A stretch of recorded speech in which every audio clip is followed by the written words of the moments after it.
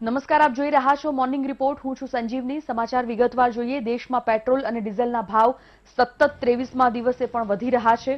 પેટ્રોલના ભાવમાં 5 પૈસા અને ડીઝલના ભાવમાં 13 પૈસાનો વધારો થયો છે. એક તરફ ક્રૂડ ઓઇલના ભાવ વધી રહ્યા છે તો બીજી બાજુ પેટ્રોલ ડીઝલના ભાવમાં પણ વધારો દેખાઈ રહ્યો છે. પેટ્રોલ ડીઝલના ભાવમાં વધારો થતાં મોંઘવારી પણ વધી રહી છે. અમદાવાદમાં પ્રતિ લીટર પેટ્રોલ ₹77.91 અને ડીઝલ ₹77.85 પહોંચ્યો છે. તો સુરતમાં પ્રતિ લીટર પેટ્રોલ ₹77.81 અને ડીઝલ ₹77.76 પહોંચ્યા છે.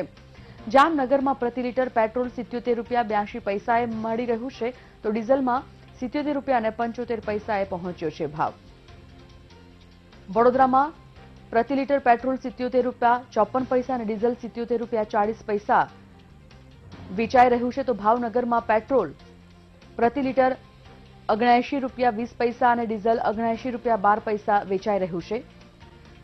રાજકોટમાં પેટ્રોલનો ભાવ પ્રતિ લીટર ₹77.69 છે અને ડીઝલનો ભાવ પ્રતિ લીટર ₹77.64 છે.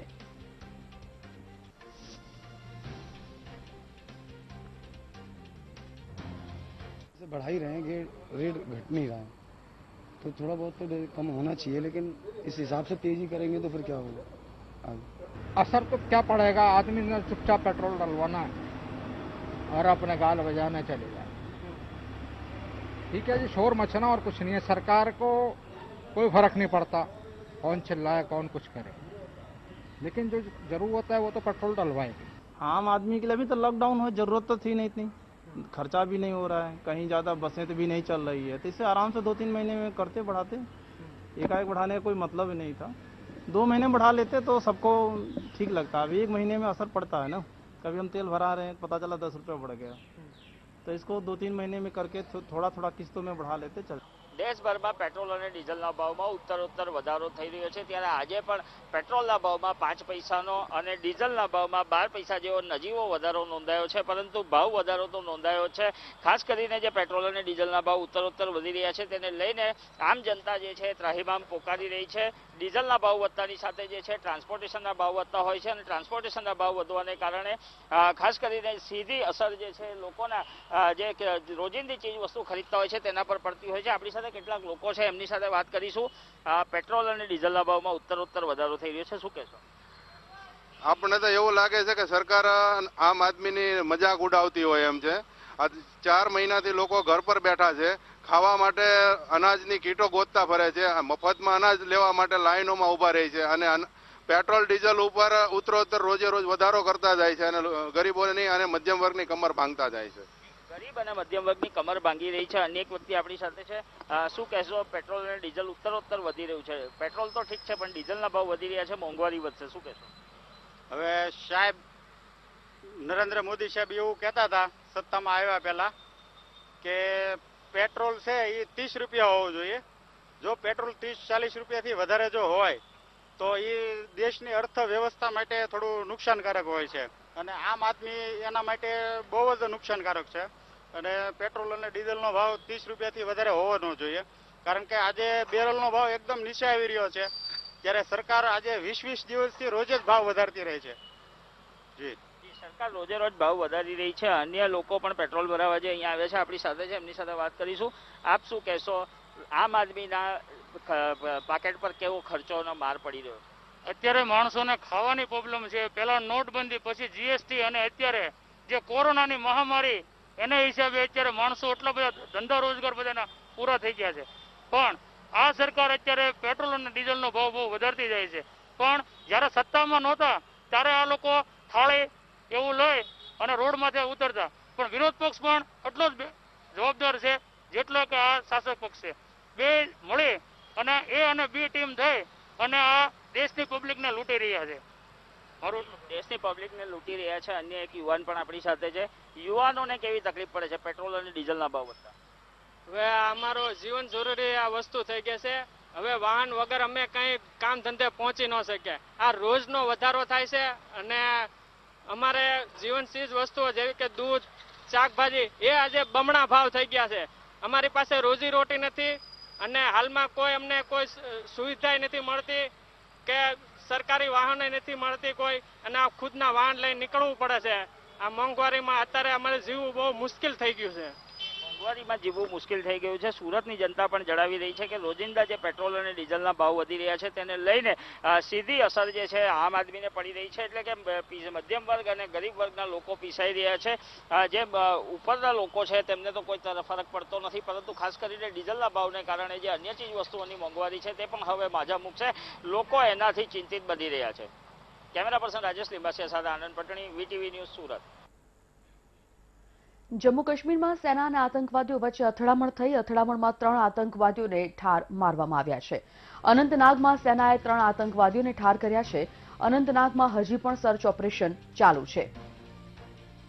તો જમ્મુ કાશ્મીરના અનંતનાગમાં આતંકવાદીઓ અને સેના વચ્ચે અથડામણ. આ અથડામણમાં 3 આતંકવાદીઓને ઠાર મારવામાં સૈન્યને સફળતા મળી છે. માનુ ચાવડા સંવાદદાતા ફોનલાઈન પર જોડાઈ ગયા છે. માનુ, શું છે વિગતો? સંજીવની, સેના દ્વારા અત્યારે ઓપરેશન ઓલ આઉટ હાથ ધરવામાં આવ્યું છે અને લાંબા સમયથી આ કાર્યવાહી છે કરવામાં આવી રહી છે. જમ્મુ કાશ્મીરમાં સેના અને આતંકવાદીઓ વચ્ચે અથડામણ થઈ છે. અથડામણમાં 3 આતંકવાદીઓને ઠાર કરવામાં આવ્યા છે. અનંતનાગમાં સેનાએ આ 3 આતંકવાદીઓને ઠાર કર્યા છે. હજુ પણ સર્ચ ઓપરેશન ચલાવવામાં આવી રહ્યું છે. જે રીતે સેનાને ઇનપુટ મળ્યા હતા અને એના આધારે જે આતંકવાદીઓ છે એમના ઠેકાણા છે એને આઈડેન્ટિફાઈ કરી અને આ જે કાર્યવાહી છે કરવામાં આવી છે. અને અત્યારે સેના જે છે એને 3 આતંકવાદીઓને ઠાર કર્યા છે એવા અત્યારે સમાચાર મળી રહ્યા છે. સંજીવ, ધન્યવાદ માનુ જાણકારી માટે.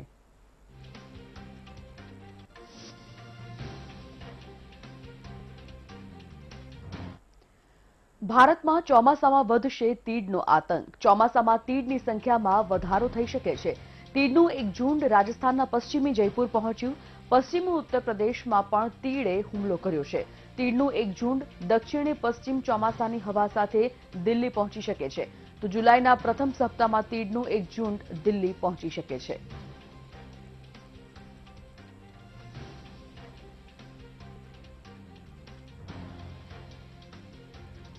ઉત્તર પ્રદેશના અલીગઢ અને હરિયાણાના દ્રશ્ય અમે તમને બતાવી રહ્યા છે. તીડનું એક ઝુંડ પહોંચ્યું છે. ચોમાસામાં તીડનો આતંક વધારે થઈ શકે છે. તીડની સંખ્યામાં વધારો થઈ શકે છે. રાજ્યમાં અને રાજ્યની બહાર પણ તીડનું ઝુંડ ઘણા રાજ્યોમાં અત્યારે પહોંચી રહ્યું છે. ચોમાસામાં આ તીડની સંખ્યામાં વધારો થાય તેવી સંભાવના છે.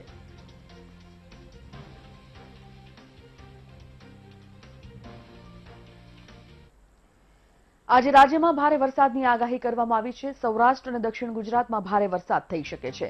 તો ઉત્તર અને મધ્ય ગુજરાતમાં છૂટાછવાયા વરસાદની આગાહી કરાઈ છે.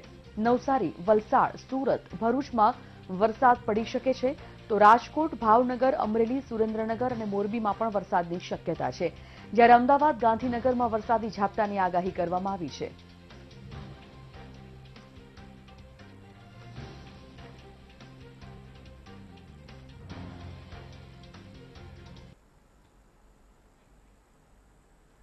અમદાવાદમાં કોરોના બેકાબુ બન્યો છે. રાજ્યમાં સૌથી વધુ કેસ અમદાવાદમાં નોંધાયા છે.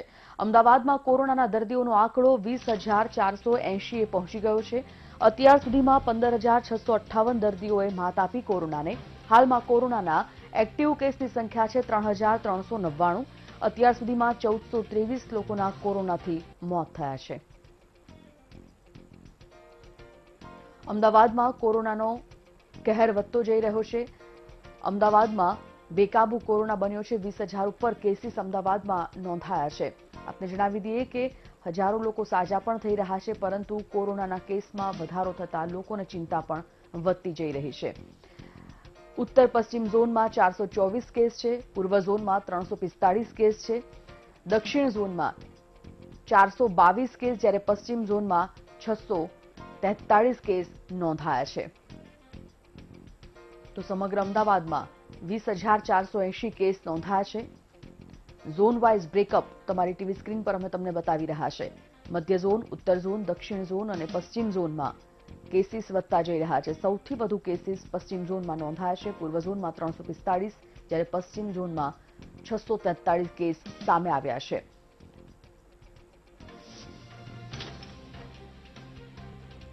ગુજરાતમાં કોરોના વાયરસના કેસમાં વધારો થયો છે. રાજ્યમાં કુલ 31,397 કોરોના પોઝિટિવ કેસ છે. કોરોના બાદ રાજ્યમાં 22,808 લોકો સાજા થયા. કોરોનાથી રાજ્યમાં કુલ 1809 લોકોના મૃત્યુ થયા છે. અમદાવાદમાં 20,480, વડોદરામાં 2,165, સુરતમાં 4,424, રાજકોટમાં 250, ભાવનગરમાં 248 કેસ છે, તો આણંદમાં 196, ગાંધીનગરમાં 636, પાટણમાં 175, ભરૂચમાં 212, નર્મદામાં 89 કેસ, જ્યારે બનાસકાંઠામાં 176 કેસ નોંધાયા છે. આ તરફ પંચમહાલમાં 170 કેસ, છોટાઉદેપુરમાં 55, અરવલ્લીમાં 196, મહેસાણામાં 259, કચ્છમાં 151, બોટાદમાં 85 કેસ નોંધાયા, તો પોરબંદરમાં 16, ગીર સોમનાથમાં 70, દાહોદમાં 59, ખેડામાં 146, મહીસાગરમાં 136, સાબરકાંઠામાં 169, નવસારીમાં 93, વલસાડમાં 129, ડાંગમાં 4 કેસ, દ્વારકામાં 20, તાપીમાં 8, જામનગરમાં 192 કેસ સામે આવ્યા, તો જૂનાગઢમાં 90, મોરબીમાં 20 પોઝિટિવ કેસ સામે આવ્યા. સુરેન્દ્રનગરમાં 129 અને અમરેલીમાં 72 કેસ નોંધાયા છે.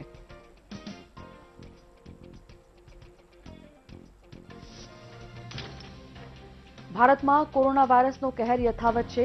દેશમાં કુલ 5,49,197 પોઝિટિવ કેસ નોંધાયા. કોરોના બાદ કુલ 3,21,000 લોકો સાજા થયા. હાલ દેશમાં કોરોનાના 2,10,000 એક્ટિવ કેસ છે. કોરોનાથી દેશમાં કુલ 16,487 લોકોના મૃત્યુ થયા છે. મહારાષ્ટ્રમાં 1,64,626 કેસ છે.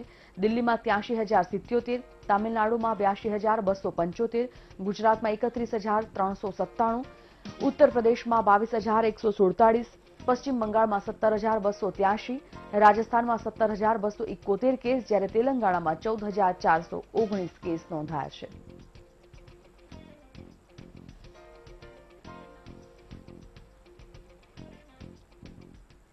ગુજરાત સ્ટેટ મેડિકલ સર્વિસ કોર્પોરેશનના નિર્ણયથી વિવાદ સર્જાયો છે. ચીની વસ્તુઓના બહિષ્કારની વાતોની વચ્ચે 4 ચાઇનીઝ મશીન ખરીદાયા. બ્લડ સેલ કાઉન્ટ માટેના 4 ચાઇનીઝ મશીન ખરીદાયા છે. 7 મેના રોજ ચીનની મિનરે કંપનીને ઓર્ડર આપવામાં આવ્યો હતો. 25 મેના રોજ ચાઇનાની કંપનીએ 4 મશીન આપ્યા છે. ભારતીય કંપનીઓ પણ બ્લડ સેલ કાઉન્ટ માટેના મશીન બનાવે છે, ત્યારે 4 મશીન ચાઇનાથી ખરીદાતા હવે વિવાદ વકર્યો છે. તો એક તરફ ચાઇનાની વસ્તુઓનો બહિષ્કાર કરવા માટેની દેશના લોકો માંગ કરી રહ્યા છે. વ્યાપક માંગ તેની ઉઠી છે. ચાઇનાની કોઈ પણ વસ્તુ ન ખરીદવા માટે દેશવાસીઓ પણ હવે આગળ આવ્યા છે. ત્યારે ગુજરાત સ્ટેટ મેડિકલ સર્વિસ કોર્પોરેશનના એક નિર્ણયથી ફરી એકવાર વિવાદ સામે આવ્યો છે. ચીની વસ્તુઓના બહિષ્કારની વાતોની વચ્ચે 4 ચાઇનીઝ મશીન ખરીદાતા સવાલો અનેક ઉભા થઈ રહ્યા છે કે તબીબી સાધનો અંગે શું આપણે આત્મનિર્ભર બન્યા છે? ચીનની કંપની પાસેથી વસ્તુઓ મંગાવવાની આખરે જરૂર કેમ પડી? જે મશીન ભારતીય કંપનીઓ બનાવે છે તેના માટે ચીન પર નિર્ભરતા કેમ? શું ભારતની કંપનીઓના મશીન વધુ કારગર નથી? બ્લડ સેલ કાઉન્ટ માટેના મશીન ભારતીય કંપનીઓ સારા નથી બનાવતી કે ચાઇનાથી ખરીદવા પડે છે? તબીબી આલમે આ ઘટના અંગે જવાબ ન આપવો જોઈએ. સવાલો અનેક ઉભા થઈ રહ્યા છે. ચીનનો બહિષ્કાર શું આ રીતે કરાશે? દીપક સોલંકી સંવાદદાતા ફોનલાઈન પર જોડાઈ ગયા છે. દીપક, એક તરફ ચાઇનાની વસ્તુઓનો બહિષ્કાર કરવાની માંગ થઈ રહી છે, તો બીજી બાજુ ચીની વસ્તુઓના બહિષ્કારની વાતોની વચ્ચે 4 ચાઇનીઝ મશીન ખરીદાતા ફરી એકવાર વિવાદ વકર્યો છે. શું છે વિગતો? સંજીવની, ગુજરાત સ્ટેટ મેડિકલ સર્વિસ કોર્પોરેશનના નિર્ણયથી વિવાદ ઉભો થયો છે. જ્યારે દેશભરમાં ચીની વસ્તુઓના બહિષ્કાર સામે આ ચાઇનીઝ મશીન ખરીદવામાં આવ્યા છે, જેને લઈને વિવાદ ઉભો છે. રાજ્ય સરકારની જે હોસ્પિટલો છે તેના માટે આ ચાઇનીઝ મશીન જે બ્લડ સેલ કાઉન્ટ માટેના હોય છે તે 4 મશીન ખરીદવામાં આવ્યા છે, જેમાંથી એક મશીન અમદાવાદની સિવિલ હોસ્પિટલને પણ આપવામાં આવ્યું છે. ₹33 લાખની કિંમતના 4 મશીન જે છે તે ખરીદવામાં આવે છે. 7 મહિના રોજ જ્યારે ચીનની મિન્ડ્રે કંપનીને ઓર્ડર આપવામાં આવ્યો હતો અને 25 મેના રોજ આ 4 મશીન જે છે તે ગુજરાતમાં લાવી દેવામાં આવે છે. એટલે કે ક્યાંક ભારતીય કંપનીઓ બ્લડ સેલ કાઉન્ટ માટેના મશીન બનાવી રહી છે, તેમ છતાં પણ જ્યારે ચીની વસ્તુઓનો બહિષ્કાર કરવાના સમયે રાજ્ય સરકાર દ્વારા આ પ્રકારના જે સાધનો જે છે તે અપાવવા માટેની ભલામણ કરવામાં આવી અને ગુજરાત સ્ટેટ મેડિકલ દ્વારા આ તમામ સાધનો ખરીદાતા હાલ તો તેનો વિવાદ થઈ રહ્યો છે. જી, માહિતી માટે દીપક આભાર.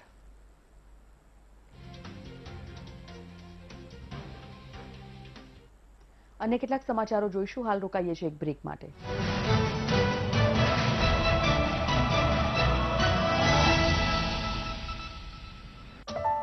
થાય છે ખરાબ આદત આ છોડો ના માસ્ક પહેરી રાખો એકબીજાથી અંતર રાખો તો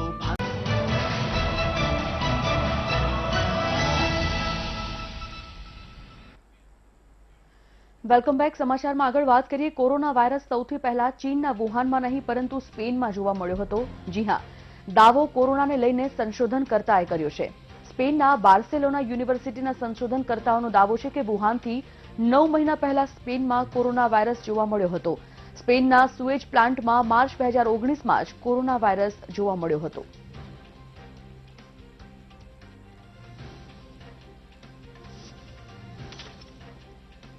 કોરોના વાયરસના નવા 3 લક્ષણ સામે આવ્યા છે. વધતા કેસ સામે અલગ અલગ લક્ષણો પણ સામે આવી રહ્યા છે. કોરોના વાયરસના અત્યાર સુધી 11 લક્ષણો સામે આવી ચૂક્યા છે. અમેરિકાની મેડિકલ સંસ્થા centre for disease control and પ્રિવેન્શનનો રિસર્ચ સતત નાકમાંથી પાણી વહેવું, ઉબકા આવવા અને ડાયરિયા પણ કોરોનાના લક્ષણ જ છે.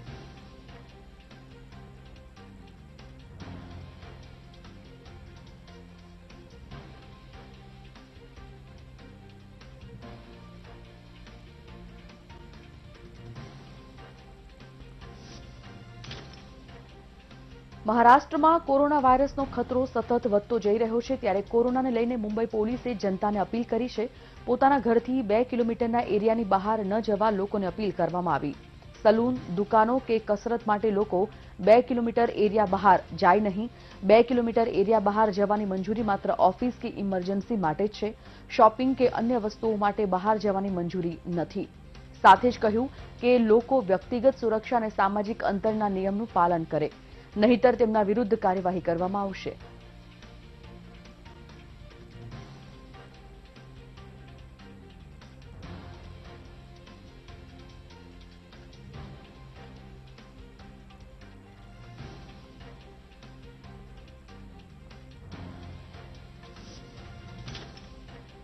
ભારતમાં ઘૂસણખોરીને લઈને આતંકવાદીઓએ રણનીતિ બદલી છે. ઘૂસણખોરી માટે આતંકવાદીઓ નવી રણનીતિ બનાવી રહ્યા છે. પ્રથમ વખત દ્રાસમાં નિયંત્રણ રેખા પર લોન્ચપેડ જોવા મળ્યા છે. દ્રાસમાંથી અત્યાર સુધી 4 આતંકવાદીઓ ઘૂસી ચૂક્યા છે. હિઝબુલના 16 આતંકવાદીઓ ઘૂસણખોરીની ફિરાકમાં છે. તો તાજેતરમાં જ ત્રાલમાંથી હિઝબુલના આતંકવાદીઓનો સંપૂર્ણ ખાત્મો થયો હતો. દ્રાસ સેક્ટર કાશ્મીરમાં આવેલું છે. ભારતમાં ઘૂસણખોરીને લઈને આતંકવાદીઓએ રણનીતિ બદલી છે. ઘૂસણખોરી માટે આતંકવાદીઓ નવી રણનીતિ બનાવી રહ્યા છે. પ્રથમ વખત દ્રાસમાં નિયંત્રણ રેખા પર લોન્ચપેડ જોવા મળ્યા હતા. દ્રાસમાંથી અત્યાર સુધી 4 આતંકવાદીઓ ઘૂસી ચૂક્યા છે. ત્યારે હિઝબુલના 16 આતંકવાદીઓ ઘૂસણખોરીની ફિરાકમાં છે.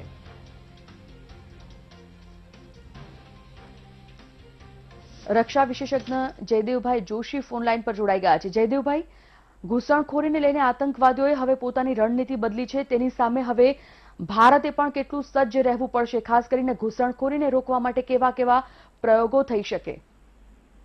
જી સંજીવની, અત્યારે જે આપણે ધ્યાનમાં આવ્યું છે કે દ્રાસ સેક્ટરમાંથી ઘૂસણખોરીના 1-2 પ્રયત્નો થયા. આ જે દ્રાસ સેક્ટર છે તે એવું સેક્ટર છે જે ઘણું વખતોથી, ઘણા વર્ષોથી કદાચ સુસુપ્ત હતું. ત્યાંથી જાજી ઘૂસણખોરી થઈ નથી. જોવામાં આવે તો લદ્દાખ વિસ્તારથી તેની નજદીકી અને ભારતીય સેનાનું અત્યારનું કોન્સન્ટ્રેશન, અત્યારનું આપણું લક્ષ્ય જે છે તે લદ્દાખ હોય, એ સમયે ચાઇના અને પાકિસ્તાન એક સાજિશના તહેત ભેગા થઈને બંને તરફથી ભારતને વિસવવાનો પ્રયત્ન કરે એવી આ રણનીતિ બદલાવી છે. એનું આ એક કારણ.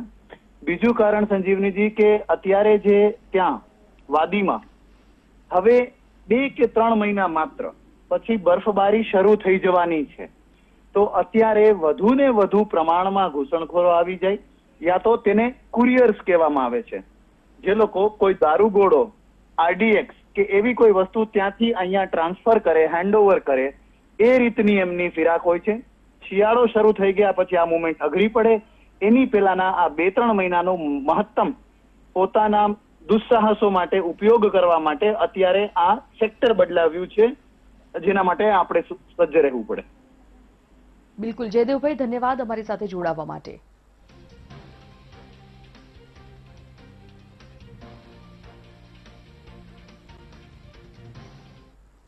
આ સાથે જ બુલેટિનમાં રોકાઈએ છીએ એક બ્રેક માટે.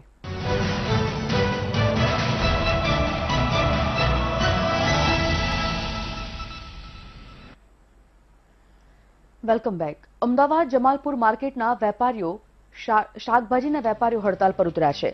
આજથી જમાલપુર માર્કેટમાં વેપારીઓ હડતાલ પર છે. માત્ર 53 વેપારીઓને દુકાન ખોલવાની મંજૂરી આપતા વિરોધ થઈ રહ્યો છે. શાકભાજીના ભાવ પર અસર તેની જોવા મળશે. તો શાકભાજીના ભાવ વધવાની સંભાવના છે. એપીએમસી માર્કેટમાં 250 જેટલી દુકાનો આવેલી છે. તો અમદાવાદ જમાલપુર માર્કેટના વેપારીઓ હડતાલ પર છે. શાકભાજીના વેપારીઓમાં નારાજગી છે. આજથી જમાલપુર માર્કેટના વેપારીઓ હડતાલ પર ઉતરશે. સંવાદદાતા દિવ્યા ચૌહાણ લાઈવ જોડાઈ ગયા છે. દિવ્યા, શું માંગ છે આ વેપારીઓની?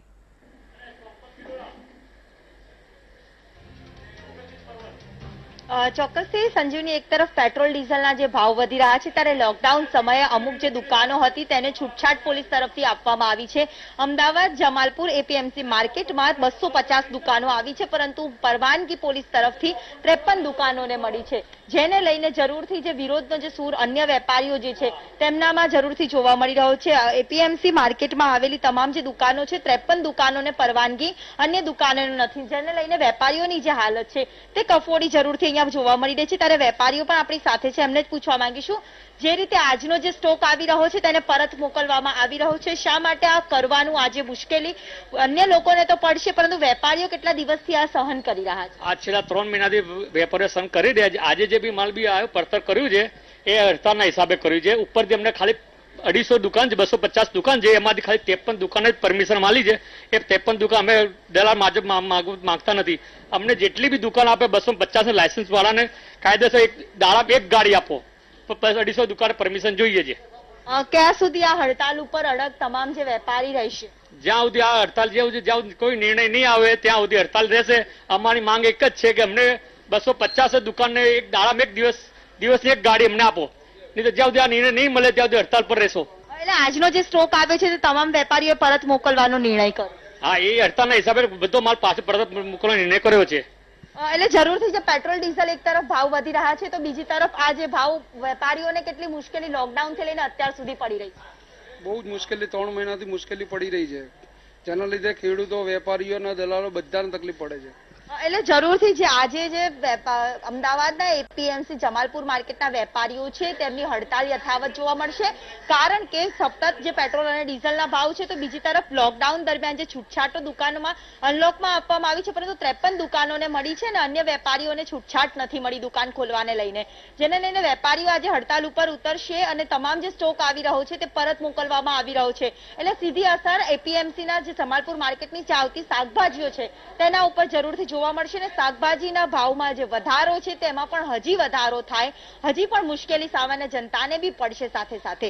એ રીતે તો આ જ વિરોધ જે છે તે યથાવત વેપારીઓનો રહેશે. વેપારીઓ, ખેડૂતો અને હવે જનતાની પણ મુશ્કેલી જરૂરથી વધશે. જી ધન્યવાદ જાણકારી માટે દિવ્યા. તો આજથી જમાલપુર માર્કેટમાં વેપારીઓ હડતાલ પર છે. માત્ર 53 વેપારીઓને દુકાન ખોલવાની પરમિશન મળી છે, જેના કારણે બીજા વેપારીઓમાં નારાજગી છે અને એટલા કારણે તેઓ હડતાલ પાડી રહ્યા છે. શાકભાજીના ભાવ પર આ વેપારીઓના હડતાલની અસર જોવા મળી શકે છે. શાકભાજીના ભાવ વધવાની સંભાવના જોવાઈ રહી છે.